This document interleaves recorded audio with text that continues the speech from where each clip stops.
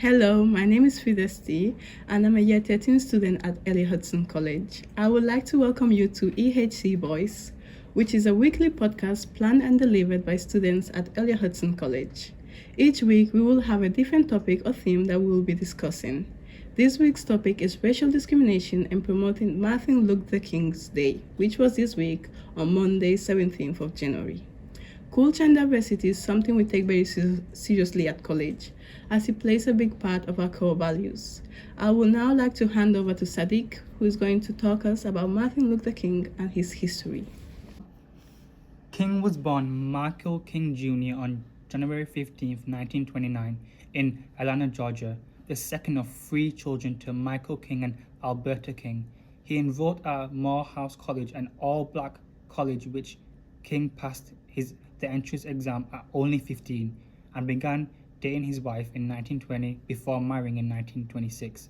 In his younger years, he initially felt resentment against white people due to the racial humiliation that he and his family and his neighbors often had to endure in the South. In 1951, King began his studies at Boston University. He received his PhD degree in June of 1959, the same year that the Montgomery bus boycott began, 9 months before Rosa Parks was arrested for not giving up her seat to a white man on the bus. King's role in the bus boycott transformed him into a national figure and best known spokesperson of the civil rights movement. Hello and welcome to the interviewing section of the podcast. Here we are going to be asking questions about racial discrimination and what we still need to learn about it today. I have 4 EHC students with me who are going to answer some questions. Firstly, please can you introduce yourselves? Hi, I'm Sam and I'm in year 13. Hi, my name is Blessing and I'm in year 12. Hello, my name is Samira and I'm in year 12. Hello, my name is Fidesti and I'm in year 13. As we talk about issues with discrimination, it's key to talk about different reactions and responses towards racism. White privilege is extremely common, which acts as a barrier between the different groups of society.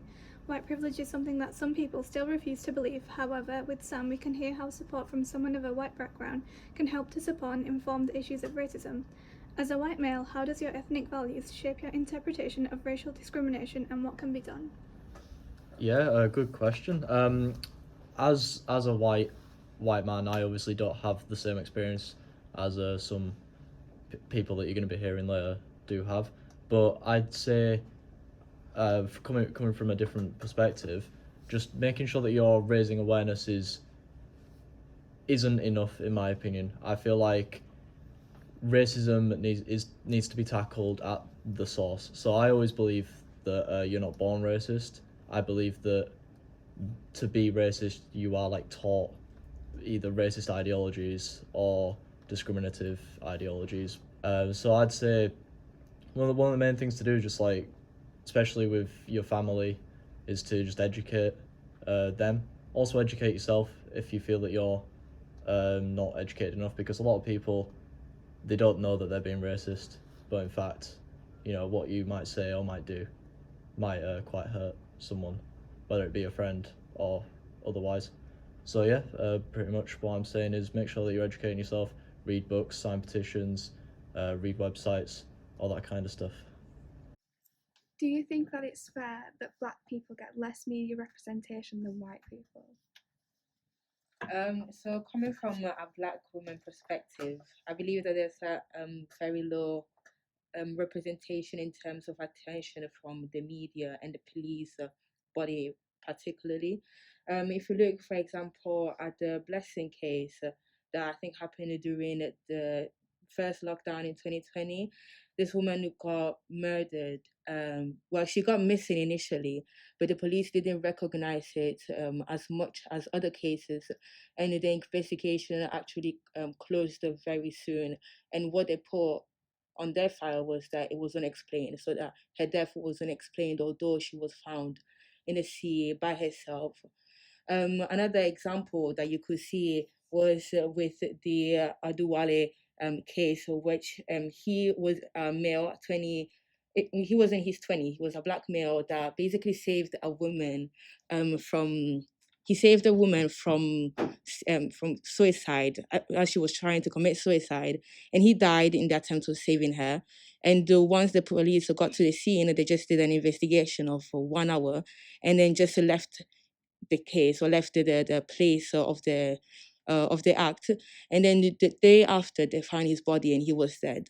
Now, in my from my point of view, that is not enough attention, or um, not enough effort being poured into Black victims and Black offences in general. If you look at the Madeline case, this is a young girl. Now, not to compare races or like to be a racist or anything, but if you look at the Madeline case that happened years ago, her attention, she still receives attention centuries after she got missing.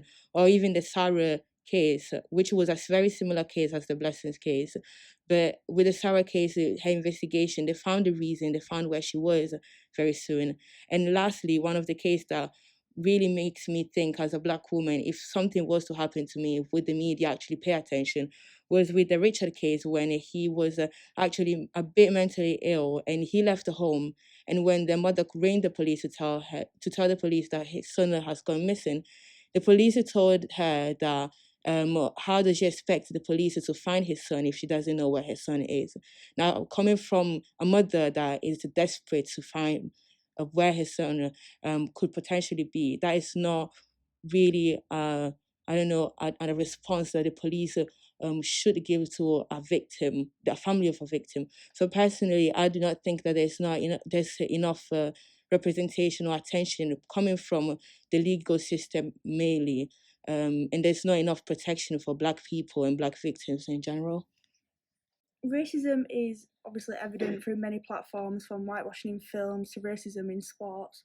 Do you think that there's been any kind of progression with this at all? For a Black female football player on an all-white football team, it is seen to be that racism is continuous and hasn't made any progress whatsoever, due to the fact that I have received racial abuse multiple times on pitch and off pitch by parents, players, coaches, just all in general, without having any type of recognition, or the FA's not taking it seriously, just from not being enough evidence to do so with the racial abuse that I have received. However, as a Black player who was saying that there was racial abuse multiple times throughout my whole seasons of playing, and that's about 7 years, there has been no progress made, just as a whole, because it's not taken as seriously, because there's not enough evidence for it. For someone who is receiving racial abuse by coaches who are supposed to be leaders and they're supposed to be protecting players of all, and referees who are not taking it seriously, it's more mentally draining for a player who loves to play the sport but also hates to play the sport, because there's not enough protection for Black players, and it just more so makes us feel more uncomfortable because we're not heard or not seen, and it's not taken as seriously than what we would want to. So just as a whole, we would say that as a Black player, progress football wise or sports wise in the whole is just not, it's just not there. You can't see any progress made. Before we move on to the final question, Blessing would like to make one final point about the lack of representation and fair portrayal of Black people through the media and justice system, and would like to discuss the Richard Hayes case as an example of this. He went out of his house at night time, and then he went missing for a couple of days. And during his missing time, the mother called the police, as a mother would normally do. And the first response that she got from the police to her was that if she doesn't know where her son has been, then how does she expect the police to know that? Now, as I heard of this in the BBC, what I realized is that if I was, as a Black female, if I was to go missing, what would the police say to my mother? Would the media recognize me at all, or would I be just another person that just has gone missing? A final open question to everybody. Do you think that raising awareness on its own is enough to tackle racial differences, and what else do you think can be done?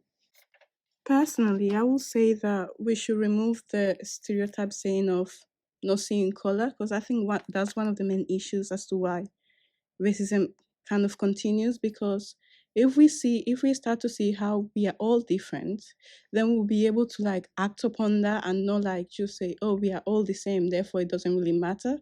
When we can see the differences that we all have, then we can act out how we are supposed to be. For example, I saw this example of explaining racism in TikTok, where this woman was saying, if someone was to be raped and they went to interview the victim of the rape, and she said that the one that committed the rape was a monster, and then they went to interview the one who did it, and he said that the victim was a monster, we will be like, it's not the same because they're in different positions.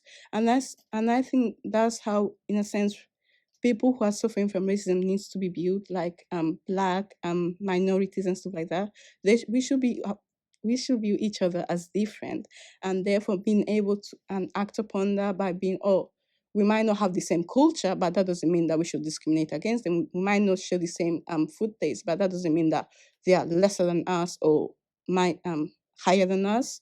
When we start seeing our differences and maybe start sharing them and enjoying some parts of it, is I think when we'll be able to like get closer to being less racist to each other, honestly.